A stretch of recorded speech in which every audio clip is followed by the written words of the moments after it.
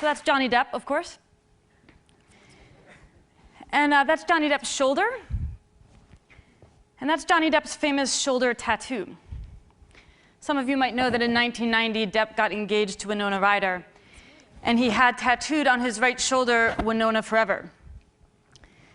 And then 3 years later, which in fairness kind of is forever by Hollywood standards, they broke up. And Johnny went and got a little bit of repair work done. And now his shoulder says, Wino Forever. So like Johnny Depp, and like 25% of Americans between the ages of 16 and 50, I have a tattoo. I first started thinking about getting it in my mid-20s, but I deliberately waited a really long time. Because we all know people who've gotten tattoos when they were 17 or 19 or 23, and regretted it by the time they were 30.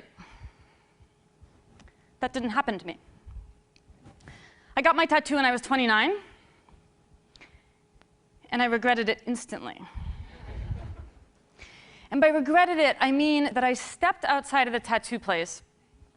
This is just a couple miles from here, down on the Lower East Side. And I had a massive emotional meltdown in broad daylight on the corner of East Broadway and Canal Street. Which is a great place to do it because nobody cares. And then I went home that night and I had an even larger emotional meltdown, which I'll say more about in a minute. And this was all actually quite shocking to me because prior to this moment, I had prided myself on having absolutely no regrets.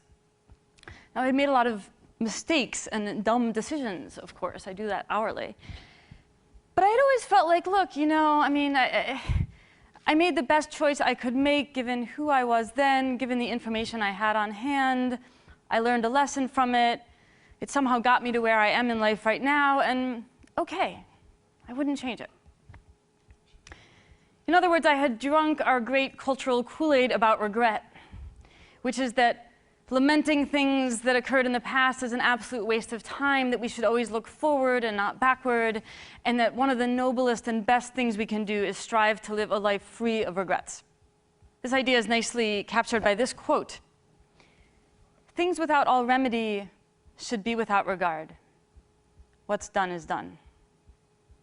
Now, this seems like kind of an admirable philosophy at first, something we might all agree to sign on to, until I tell you who said it. Right, so this is Lady Macbeth basically telling her husband to stop being such a wuss for feeling bad about murdering people. And as it happens, Shakespeare was onto something here, as he generally was, because the inability to experience regret is actually one of the diagnostic characteristics of sociopaths. It's also, by the way, characteristic of certain kinds of brain damage. So people who have damage to their orbitofrontal cortex seem to be unable to feel regret in the face of even obviously very poor decisions. So if, in fact, you want to live a life free of regret, there is an option open to you. It's called a lobotomy. But if you want to be fully functional and fully human and fully humane, I think you need to learn to live not without regret, but with it. So let's start out by defining some terms. What is regret? Regret is the emotion we experience when we think that our present situation could be better or happier if we had done something different in the past. So in other words, regret requires two things. It requires, first of all, agency. We had to make a decision in the first place. And second of all, it requires imagination. We need to be able to imagine going back and making a different choice, and then we need to be able to kind of spool this imaginary record forward and imagine how things would be playing out in our present. And in fact, the more we have of either of these things, the more agency and the more imagination with respect to a given regret, the more acute that regret will be. So let's say, for instance, that you're on your way to your best friend's wedding, and you're trying to get to the airport, and you're stuck in terrible traffic, and you finally arrive at your gate, and you've missed your flight. You're going to experience more regret in that situation if you missed your flight by 3 minutes than if you missed it by 20. Why? Well, because if you miss your flight by 3 minutes, it is painfully easy to imagine that you could have made different decisions that would have led to a better outcome. I should have taken the bridge and not the tunnel. I should have gone through that yellow light. These are the classic conditions that create regret. We feel regret when we think we are responsible for a decision that came out badly, but almost came out well. Now, within that framework, we can obviously experience regret about a lot of different things. This session today is about behavioral economics, and most of what we know about regret comes to us out of that domain. We have a vast body of literature on consumer and financial decisions and the regrets associated with them. Buyer's remorse, basically. But then finally, it occurred to some researchers to step back and say, well, OK, but overall, what do we regret most in life? Here's what the answers turn out to look like. So top 6 regrets, the things we regret most in life. Number 1, by far, education. 33% of all of our regrets pertain to decisions we made about education. We wish we'd gotten more of it. We wish we'd taken better advantage of the education that we did have. We wish we'd chosen to study a different topic. Other very high on our list of regrets include career, romance, parenting, various decisions and choices about our sense of self, and how we spend our leisure time. Or actually, more specifically, how we fail to spend our leisure time. The remaining regrets pertain to these things: finance, family issues unrelated to romance or parenting, health, friends, spirituality, and community. So in other words, we know most of what we know about regret by the study of finance, but it turns out when you look overall at what people regret in life, you know what? Our financial decisions don't even rank. They account for less than 3% of our total regrets. So if you're sitting there stressing about large cap versus small cap, or company A versus company B, or should you buy the Subaru or the Prius, you know what? Let it go. Odds are you're not going to care in 5 years. But for these things that we actually do really care about and do experience profound regret around, what does that experience feel like? Well, we all know the short answer, right? It feels terrible. Regret feels awful. But it turns out that regret feels awful in 4 very specific and consistent ways. So the first consistent component of regret is basically denial.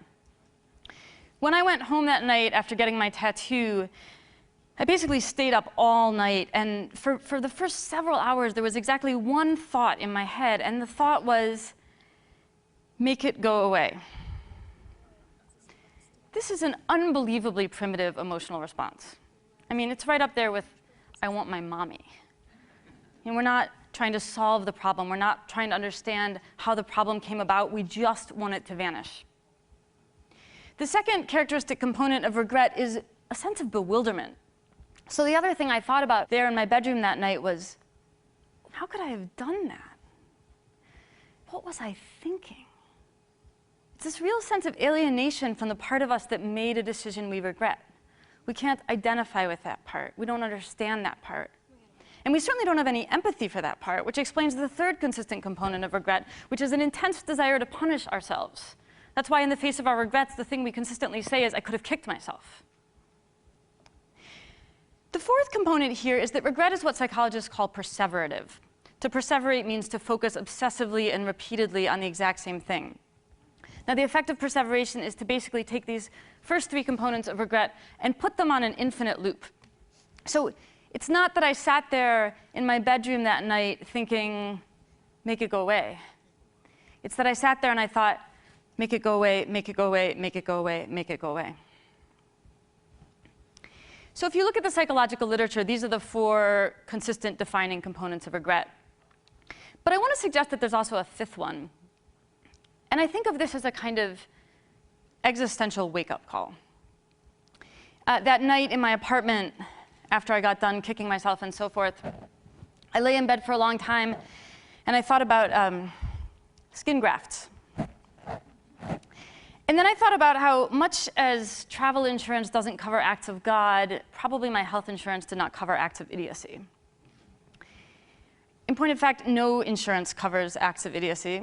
The whole point of acts of idiocy is that they leave you totally uninsured. They leave you exposed to the world and exposed to your own vulnerability and fallibility in face of, frankly, a fairly indifferent universe.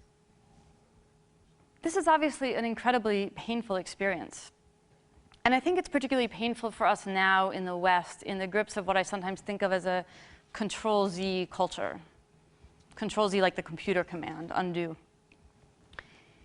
We're incredibly used to not having to face life's hard realities in a certain sense. We think we can throw money at the problem or throw technology at the problem. We can undo and unfriend and unfollow.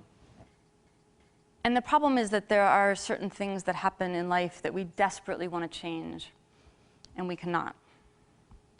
Sometimes instead of Control-Z, we actually have zero control. And for those of us who are control freaks and perfectionists, and I know whereof I speak, this is really hard because we want to do everything ourselves and we want to do it right. Now, there is a case to be made that control freaks and perfectionists should not get tattoos. And I'm going to return to that point in a few minutes. But first I want to say that the intensity and persistence with which we experience these emotional components of regret is obviously going to vary depending on the specific thing that we're feeling regretful about. So for instance, here's one of my favorite automatic generators of regret in modern life.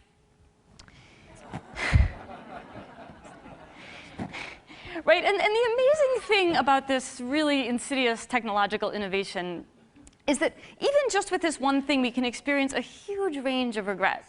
You know, you can accidentally hit reply all to an email and torpedo a relationship. Or you can just have an incredibly embarrassing day at work. Or you can have your last day at work. And this doesn't even touch on the really profound regrets of life. Because of course, sometimes we do make decisions that have irrevocable and terrible consequences, either for our own or for other people's health and happiness and livelihoods, and in the very worst case scenario, even their lives. Now, obviously, those kinds of regrets are incredibly piercing and enduring. I mean, even the stupid reply all regrets can leave us in a fit of excruciating agony for days. So how are we supposed to live with this? I want to suggest that there's three things that help us to make our peace with regret. And the first of these is to take some comfort in its universality. If you Google regret and tattoo, you will get 11.5 million hits. The FDA estimates that of all the Americans who have tattoos, 17% of us regret getting them. That is Johnny Depp and me and our 7 million friends. And that's just regret about tattoos. We are all in this together. The second way that we can help make our peace with regret is to laugh at ourselves.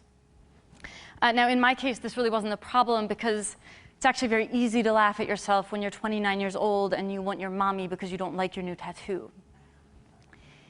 But it might seem like a kind of cruel or glib suggestion when it comes to these more profound regrets. I don't think that's the case, though. All of us who've experienced regret that contains real pain and real grief understand that humor, and even black humor, plays a crucial role in helping us survive. It connects the poles of our lives back together, the positive and the negative, and it sends a little current of life back into us. The third way that I think we can help make our peace with regret is through the passage of time, which, as we know, heals all wounds, except for tattoos, which are permanent. So it's been several years since I got my own tattoo, and do you guys just want to see it? All right.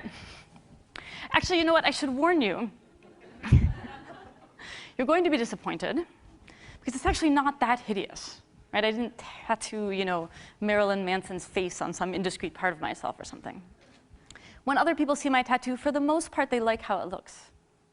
It's just that I don't like how it looks. And as I said earlier, I'm a perfectionist. But I'll let you see it anyway.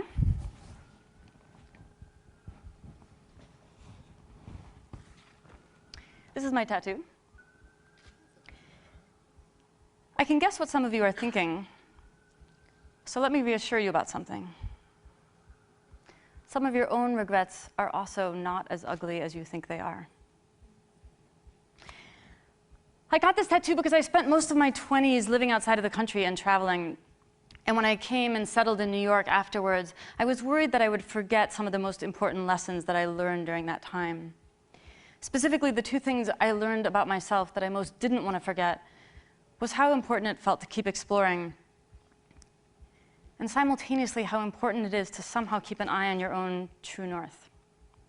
And what I loved about this image of the compass was that I felt like it encapsulated both of these ideas in one simple image. And I thought it might serve as a kind of permanent mnemonic device. Well, it did.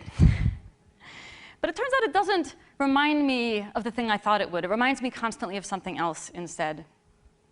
It actually reminds me of the most important lesson regret can teach us, which is also one of the most important lessons life teaches us.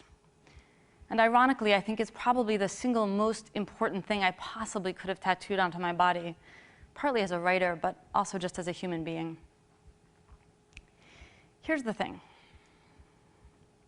If we have goals and dreams, and we want to do our best, and if we love people and we don't want to hurt them or lose them, we should feel pain when things go wrong. The point isn't to live without any regrets. The point is to not hate ourselves for having them. The lesson that I ultimately learned from my tattoo and that I want to leave you with today is this.